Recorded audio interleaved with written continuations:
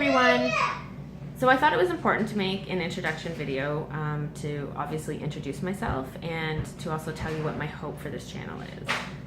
Basically, my hope for this channel is that by sharing my story of recovery, by sharing with you what I've learned so far in my recovery journey, what I'm going to continue to learn in my recovery journey, that it will help those of you that are in your own recovery journey, about to start your recovery journey, maybe needing to start a recovery journey but not sure what that is or how it works.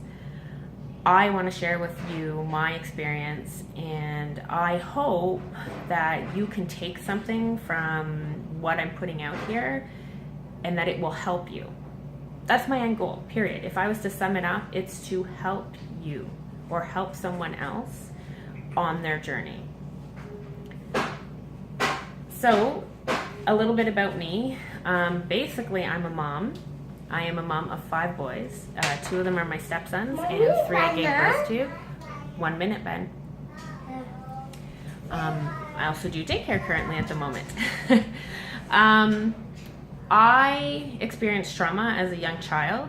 I experienced, childhood sexual abuse by people that were close to our family.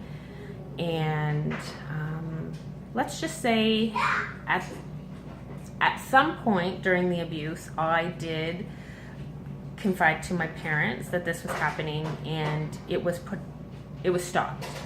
And then it was forgotten about because I was young. I was about 4 or 5. And then nobody talked about it. Nobody, we just hoped Pam will forget about it, and everybody moved on. When I was 10, I started to remember. I started to have nightmares, and which turned out to actually be flashbacks, and I was having sensory issues, and certain smells and sounds were triggering me, and I didn't understand what was going on. When I started to remember the nightmares, I thought I was a crazy sick person because they were sexualized dreams about people that are like family members. So I thought I was perverted and weird.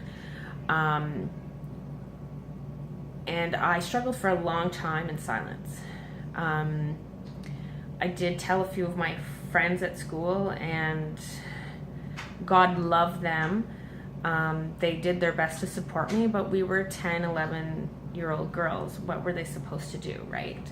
But I loved them, that I felt safe enough with them that I could share that with them, and they did their very best to support me. So those 3 friends of mine, I'll always hold dear in my heart for that. I continued to struggle without any adult in my life knowing for many years. And at the age of 13, I was using drugs to cope. I was cutting. I had had a couple suicide attempts. At that point, my family found out what was going on. And I would love to tell you that the response was fabulous. It wasn't. Looking back today, as it has now been like over 20 years, I can understand and logically rationalize my mom's response to me telling her was that she just didn't know how to handle it. So that was why I got the response I did, and perhaps at some point later on I will talk about that response, but it's really not important right now.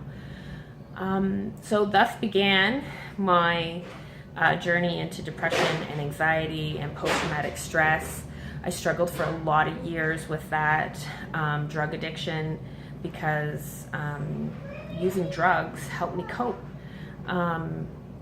There were times in my teens where the memories, the flashbacks, the experience of the trauma was so real, it so controlled every moment of my day, that I found using drugs helped numb that, and it at least helped me get through the day.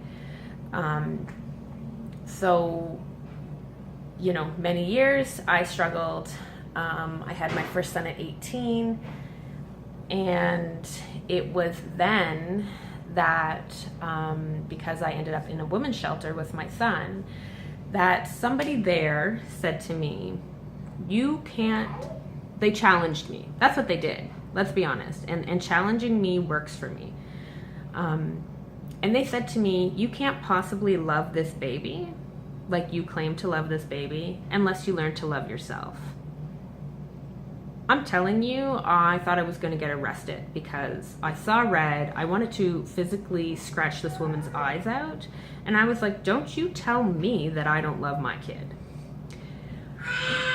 But what I have learned over the years, and didn't know it at the time, is that when something really angers me, a statement somebody says to me really angers me, it's because there is a part of what they said to me that I think is true. Or I know is true subconsciously, but I'm not willing to bring it to my conscious state.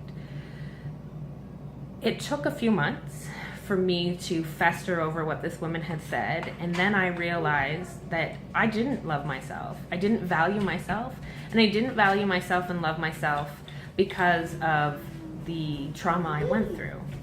I carried shame, I felt dirty, I felt guilty, I felt broken, I felt not as good as the next girl beside me who hadn't been tampered with or used. I felt dirty and used, to sum it up.